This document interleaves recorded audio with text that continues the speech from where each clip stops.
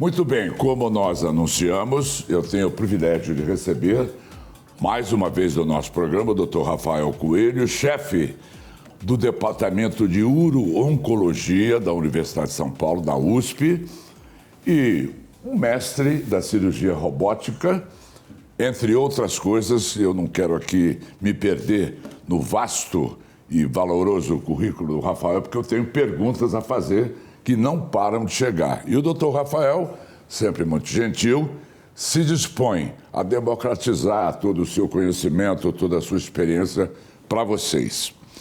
Olha a primeira pergunta, Rafael, de hoje. Onde é que a urologia pode ficar vulnerável com a Covid? Bom, primeiro, obrigado pelo convite, Maria. É sempre uma honra participar aqui e poder esclarecer as dúvidas do público. Então, muito obrigado pelo convite. Eu que agradeço, Rafael. Então, o impacto da pandemia em todo o sistema de saúde, no atendimento da população, é bem conhecido, né? Então, a gente teve que compartilhar ou dividir os hospitais, as instituições de atendimento de saúde com o atendimento do Covid, e a gente acabou diminuindo o diagnóstico e tratamento de outras doenças. Então, tanto doenças cardiovasculares ou doenças ou diagnósticos oncológicos que afetam diretamente a urologia foram muito prejudicados. Estima-se no ano passado que houve um déficit de diagnóstico de quase 30 milhões de pacientes com câncer, né, que não foram diagnosticados e tratados precocemente. Que loucura, 30 milhões. Esse foi o impacto estimado aqui no Brasil. Então, a gente sabe que esse impacto continua até hoje. Houve uma melhora, um retorno às atividades de atendimento desses pacientes, mas não normalizou nem em instituição privada, nem nas instituições públicas, e a gente segue convivendo com a pandemia e tentando balancear o que a gente pode deixar de atender para tentar sanar o problema da pandemia, que é um problema sem precedentes de saúde pública, sem prejudicar os pacientes que têm que ser diagnosticados e tratados de outras doenças tão importantes quanto o Covid. Doutor Rafael, há uma rejeição, há até uma campanha para poder combater essa rejeição de pessoas que não querem tomar a vacina. O doutor Rafael tomou a vacina. Eu, como profissional de saúde, eu tomei a vacina no Hospital das Clínicas, né, da Faculdade de Medicina da USP, que foi uma das primeiras instituições a ter a vacina disponibilizada, foi a Coronavac.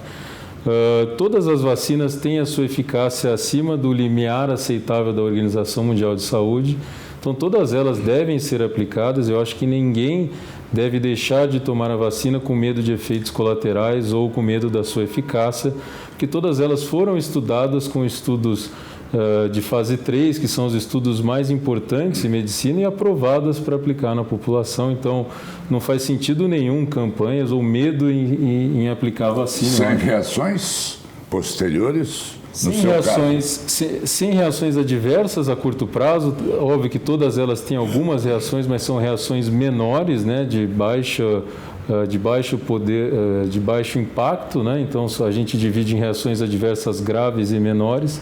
Então a maioria das reações são menores, autolimitadas, né, e que não atrapalham em nada o dia a dia de quem está submetido a essas vacinas. E o impacto positivo é claro, né? Então todas elas têm a sua eficácia em reduzir infecções severas por Covid, e não há nenhum motivo para não tomar qualquer que seja das vacinas disponíveis. Perfeito. Doutor Rafael, a circuncisão, essa pergunta acho que mais de 60 telespectadores mandaram. Quando o doutor Rafael voltar, por favor, pergunte a ele se a circuncisão ela é benéfica e se ela é necessária. E aqueles que não se circuncisaram têm que se preocupar.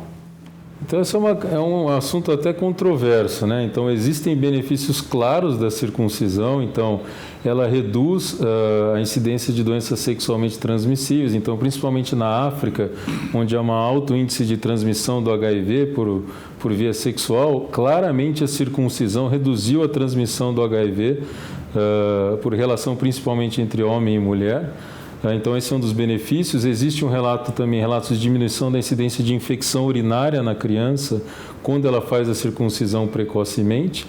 E também a diminuição de outras doenças sexualmente transmissíveis com a circuncisão, além de melhorar a higiene e diminuir a incidência de câncer de pênis, né? Então, câncer de pênis, quando não tem higiene e não é circuncisado, a incidência é muito maior, é 10 vezes maior a incidência de câncer no pênis de quem não fez circuncisão versus quem fez circuncisão.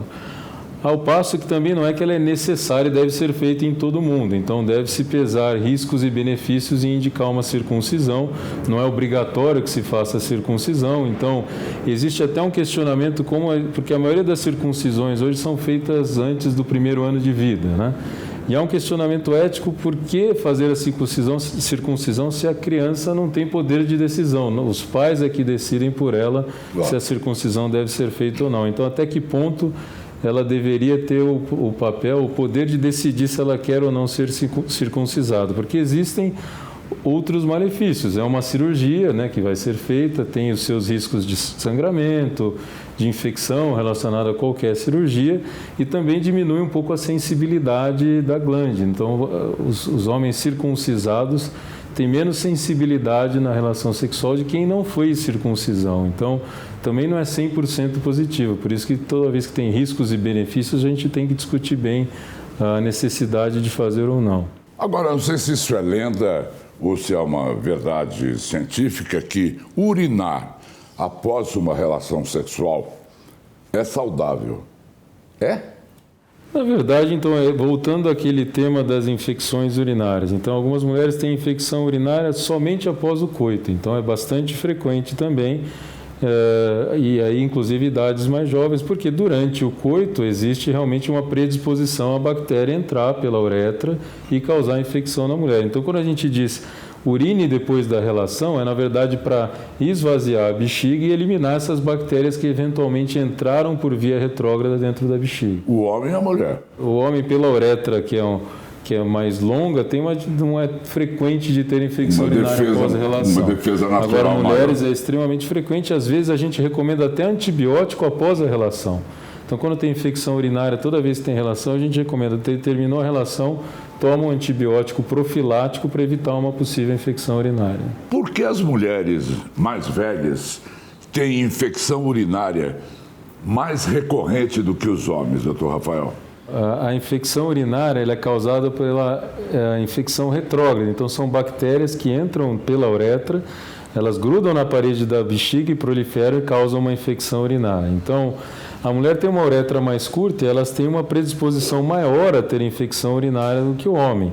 Então, é muito mais difícil uma bactéria entrar retrogradamente pela uretra masculina e causar uma infecção. De modo que homens só têm infecção urinária quando eles têm alguma obstrução do esvaziamento da bexiga, e aí, nesse caso, a urina em estase parada predispõe à infecção. Na mulher, não, a infecção é extremamente frequente e, ao longo da vida, com a queda dos níveis de estrogênio, com a atrofia vaginal e da parede da uretra, essa incidência de infecção e contaminação retrógrada da bexiga vai ficando cada vez maior. Então, as mulheres têm uma predisposição muito acima da predisposição do homem a ter a infecção urinária, e isso vai piorando ao longo da vida por conta dessa atrofia e dessa queda dos níveis de estrogênio na mulher. Uma outra questão, doutor Rafael, são as calças apertadas. Desde os meus tempos de juventude, que se falava que as calças apertadas não são nada boas para o aparelho urinário. É verdade isso ou é outra lenda que se arrasta pelos tempos? Esse aspecto da calça apertada é lenda, não tem nenhum impacto de usar a calça apertada e nenhum problema da saúde do trato geniturinário, então isso é total lenda. Quer dizer que o pênis pode ficar esmagado lá dentro, que ele está confortável. Não tem nenhum impacto na incidência de doenças urológicas, de maneira alguma. Agora, existe uma síndrome, né, que é descrita em medicina, que é a síndrome da calça apertada, que na verdade é uma compressão de um nervo cutâneo, né, que chama nervo cutâneo femoral lateral, que é o nervo que inerva a parte lateral da coxa. Então, tem pessoas que usam a calça apertada por muito tempo e acabam tendo dormência na perna, às vezes até um pouco de dor, que a gente chama de parestesia, por conta da calça apertada. Então, isso é descrito na área da medicina e basta você parar de usar calça apertada para reverter, mas Em relação ao trato geniturinário, não tem nenhum impacto comprovado ou descrito, não, de usar calça apertada. Você falou em câncer no pênis. Ele se manifesta como qualquer outro câncer? O câncer de pênis, ele é relacionado, na maioria das vezes, à infecção por HPV, né? Então, é o vírus que causa a verruga cutânea, o mesmo vírus que causa as verrugas genitais, né? E esse vírus também é o principal predisponente a câncer de pênis, que é uma doença de uma incidência menor e muito relacionada, como a gente já comentou, à higiene que a gente tem em relação à glande e ao prepúcio, né? Então, quando não faz circuncisão, e muitos pacientes têm realmente fimose, né? Fimose é quando você não consegue expor a glande de tão apertado que é o anel do prepúcio. E aí, essa glande exposta a má higiene e ao HPV por anos e anos é que gera e leva, em geral, ao câncer de pênis. Então, é uma doença, em geral, de populações mais carentes, um nível socioeconômico inferior e países menos desenvolvidos. Então, países que têm alta incidência de câncer de pênis somos nós, e principalmente no norte e nordeste do país, e na Índia, que também tem uma grande experiência em tratamento e diagnóstico de câncer de pênis, né? Acho que você não terá mais sossego, porque essas perguntas que eu estou lhe fazendo não vieram nos outros lotes dos quais você participou. Por exemplo, existe uma expressão popular chamada bexiga caída. Você, claro, que sabe exatamente sobre o que eu estou falando, e eu queria que você nos explicasse sobre essa anomalia, Rafael. Então, esse é um termo popular, né, meio genérico, que se usa para falar um pouco dos que a gente chama de prolapsos genitais, né? Então, tem desde um prolapso que é quando a bexiga acaba protruindo na parede vaginal, a gente chama isso de cistocele, né?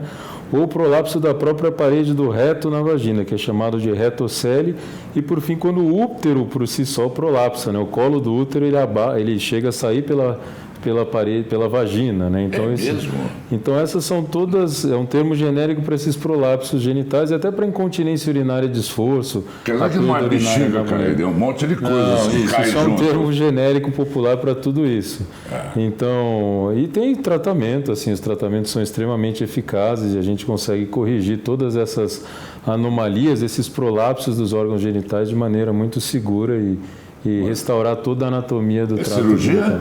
De maneira geral, cirurgia. A não ser incontinência urinária muito leve, que fisioterapia resolve, os prolapsos mais severos demandam tratamento cirúrgico, sim. Lavar as mãos depois do xixi, por que não antes também? Se eu vou colocar a mão no meu pênis e, eventualmente, não lavei as minhas mãos, vim de algum lugar até que as minhas mãos podem estar contaminadas, por que se tem essa coisa estabelecida de fazer o xixi e lavar as mãos, e não lavar as mãos e fazer o xixi? Então, faz todo sentido. A gente está aprendendo, inclusive agora na pandemia, que o correto é lavar a mão toda hora, né? Então, não é nem quando vai ao banheiro que a gente tem que lavar a mão antes ou depois, mas a todo momento, se você higienizar as mãos com álcool, você evita a transmissão de bactérias e vírus, né?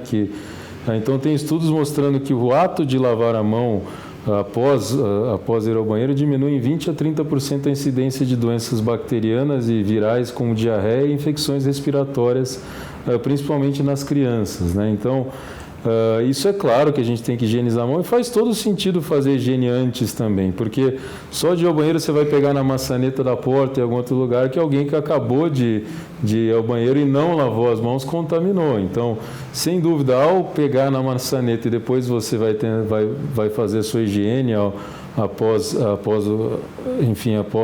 ir ao banheiro, você pode se contaminar, até contaminar com alguma bactéria que você não tinha. Então, o conceito existia, olha, depois de ir ao banheiro você lava a mão, porque, por exemplo, nas fezes tem trilhões de bactérias nas fezes, então você vai, lava a mão para não trazer essas bactérias. Mas você pode mesmo trazer bactérias de outras pessoas se você não lava a mão antes. Então, faz sentido lavar a mão antes de... Duas vezes. Isso, antes e depois. Antes e depois.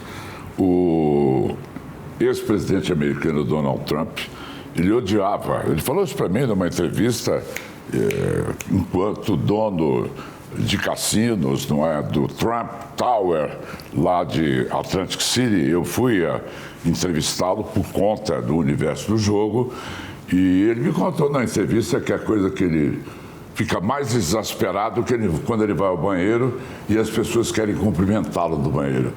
Donald, muito prazer em vê-lo aqui. Ele põe as mãos para trás. É verdade. Eu já coloquei essa... Foi ele que nos contou, você se lembra disso. Doutor Rafael, eu queria saber a sua opinião, que eu sei da sua aplicação como pesquisador, não é? Sobre esse estudo da colchicina. Dá para colocar aqui, Leandro, colchicina para tratamento precoce de coronavírus. E essa pesquisa, pelo menos o que eu tenho lido, é que a colchicina diminuiria 25% o risco de internações, 50% intubações, reduziria 40% o risco de morte. Qual é a sua opinião sobre essa colchicina, que é um remédio popular, não é? Então, existe, nos tratamentos disponíveis precoces para coronavírus, então existe todas essas opções que se ouve, como a própria ivermectina, a hidroxicloroquina, que foi alvo de discussão, até alvo de discussão política. Então, esses medicamentos não têm um nível de evidência científico alto para a gente recomendar. Então, isso quando a gente diz, tem um estudo que é um estudo fase 3, que é o mesmo que a gente fez com essas vacinas agora, que é o que a gente mostra em medicina, que é uma prova cabal de que algo funciona. Então, a ivermectina ou a hidroxicloroquina carecem desses estudos, por isso que não pode ser recomendadas de rotina, a gente falando em termos médicos, né? A colchicina, então a colchicina é usada corriqueiramente no tratamento da gota, é um medicamento amplamente disponível. Gota é uma doença relacionada ao aumento do ácido úrico, né? Então você tem dores articulares e esse tratamento é usado há esse medicamento é usado há muitos anos no tratamento da gota e tem algumas propriedades anti-inflamatórias conhecidas, né? Então foi feito um estudo no Canadá e esse estudo teve um press release há mais ou menos uma semana, que esse é um estudo bem feito, é um estudo desses que eu falei, fase 3, com 4.600 pacientes. Basicamente, eles sorteiam os pacientes para usar a colchicina e não usar, e eles chegaram a essa conclusão. Então, a colchicina foi usada numa fase não hospitalar, então, o doente diagnosticado com coronavírus, não internado em casa, e aí foi feito o tratamento precoce com colchicina, e eles realmente chegaram a essa conclusão de que é uma redução significativa em internações, morte e infecções severas por coronavírus. Então, é a primeira droga que a gente deve ter disponível para tratamento precoce de Covid com um nível de evidência científico adequado. Com um nível de evidência científica. E esse estudo ainda não foi publicado, que é o que todos estão esperando, então a gente tem um press release, foi divulgado os dados de maneira ainda preliminar. Então estamos aguardando ser publicado, ser revisado por pares, né, que toda vez que uma revista revisa aquele artigo para ver se realmente os resultados são confiáveis, e aí deve ser uma droga amplamente usada no tratamento precoce de Covid. Agora, é uma droga com efeitos colaterais, precisa de médico para prescrever, a dose tem que ser correta, não é algo que você vai na farmácia, compra e toma de maneira indiscriminada e sem suporte de médico em si, né? Bom, eu vou comprar colchicina e deixar em casa, em todo caso, dormindo na minha gaveta, não é? Repousando na minha gaveta. Doutor Rafael, olha essa pergunta. Você deve ter cortado isso, não é, Leandro? Os sex shops vendem aparelhos de sucção para o aumento do pênis. Funciona isso, Rafael? Na verdade, esses aparelhos de sucção é o que a gente chama de bomba a vácuo, né? Então, bomba a vácuo, é. Então, ele é muito usado nos Estados Unidos, né? No Brasil não é muito frequente, então é uma coisa cultural, até porque ele é usado não com o objetivo de alongar o pênis, mas de você ter relação. Porque o que o aparelho faz em si? Com o vácuo, ele produz uma ereção artificial. Você coloca o pênis dentro do vácuo, ele vai vasodilatar e vai causar uma ereção. Só que quando você tira do vácuo, você perde essa ereção. Então, essas bombas a vácuo, você coloca um anel na base do pênis, você induz uma ereção com vácuo e coloca um anel na base do pênis que impede o retorno do sangue. Aí você tem uma ereção induzida pelo vácuo e consegue ter relação. Então, isso é frequente de ser usado para quem tem disfunção erétil nos Estados Unidos e não é uma prática comum na América Latina, mas é... Anel, tudo isso. Eu estou com dor aqui. Estou com dor, prefiro jogar tranca. Isso é realmente um dos problemas, é desconfortável, dói, por isso que não é tão popular. Obrigado, Rafael. Muito obrigado ao doutor Rafael. Ele, com muita amabilidade, é uma espécie de um consultor nosso, e eu fico muito honrado com isso, Rafael. Você distribuir todo o seu conhecimento para muita gente que às vezes não tem nem como frequentar um médico, não é? Ou nem mesmo acesso ao plano de saúde popular e que recebe aqui pelo menos informações básicas para poder cuidar da sua saúde. Obrigado, Rafael. Maurício, me esqueci de alguma coisa fundamental aqui que possa ser acrescentado. A gente não comentou sobre o tanino, né? Sobre o vinho e coronavírus. Essa pesquisa é verdade. É uma outra pesquisa importantíssima. Tomara que ele fale bem tanto quanto da colchicina. É o seguinte, diz que o tanino dos vinhos, não é? Ele combateria o risco de Covid. O tanino dos vinhos é o resveratrol? É a substância... Não, o tanino, que vem do ácido tânico, né? Então na verdade, ele é um fosfenol solúvel em água e ele tem propriedades antioxidantes, né? Então, por isso que já foi relacionado até com prevenção cardiovascular, risco de infarto. E aí essa pesquisa atual, na verdade, é uma pesquisa chinesa em que eles estavam procurando substâncias naturais que pudessem ser usadas no combate ao coronavírus. Mas aqui tem que ficar bem claro aquilo que a gente comentou sobre níveis de evidência. Então, enquanto a colchicina tem um estudo clínico em mais de 4.000 pacientes mostrando a sua eficácia, esse estudo chinês é um estudo in vitro, que mostrou que talvez o tanino possa inibir uma ou duas proteínas que estão presentes no coronavírus. Então, do resultado in vitro para a prática clínica é um gap gigantesco. A gente já viu inúmeras outras exemplos de coisas que in vitro funcionaram e depois não funcionaram em vivo. A própria fosfetanolamina, que foi motivo de controvérsia no passado, tinha alguma atividade in vitro e nunca comprovou qualquer eficácia contra câncer quando feita na prática clínica. Então, cuidado ao tomar muito vinho para evitar coronavírus, que não é tão claro assim ainda. Tá bem. Obrigado, Rafael. Nada, foi um prazer. Rafael Coelho, especial para vocês. Obrigado, doutor Rafael. Nada, Até a próxima. Tchau.